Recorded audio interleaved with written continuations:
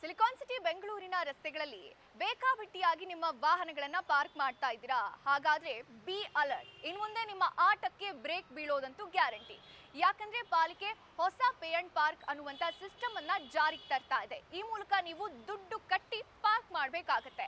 ಈಗಾಗಲೇ ಈ ಒಂದು ಪೇ ಅಂಡ್ ಪಾರ್ಕ್ ಸಿಸ್ಟಮ್ಗೆ ಸ್ಥಳಗಳನ್ನ ಗುರುತು ಮಾಡಿದೆ.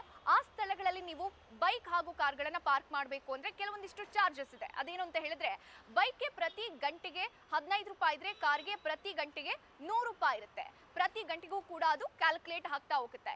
ಇನ್ನು ಗುರುತಿಸಿದ ಜಾಗ ಬಿಟ್ಟು ಬೇಕಾಬಿಟ್ಟಿ ಸ್ಥಳಗಳಲ್ಲಿ ನೀವು ಪಾರ್ಕಿಂಗ್ ಅನ್ನ ಮಾಡಿದ್ರೆ ನಿಮ್ಮ ವಾಹನವನ್ನ ಟೋಯಿಂಗ್ ಮಾಡ್ಕೊಂಡು ಹೋಗೋದಂತೂ ಗ್ಯಾರಂಟಿ.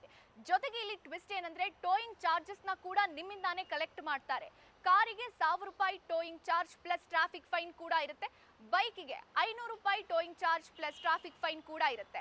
ಸೊ ಹೀಗಾಗಿ ಯಾವುದೇ ಕಾರಣಕ್ಕೂ ನಿಮ್ಮ ವಾಹನಗಳನ್ನ ಬೇಕಾಬಿಟ್ಟಿಯಾಗಿ ರಸ್ತೆ ಬದಿ ನಿಲ್ಲಿಸದೆ ಎಚ್ಚರವಾಗಿರಿ.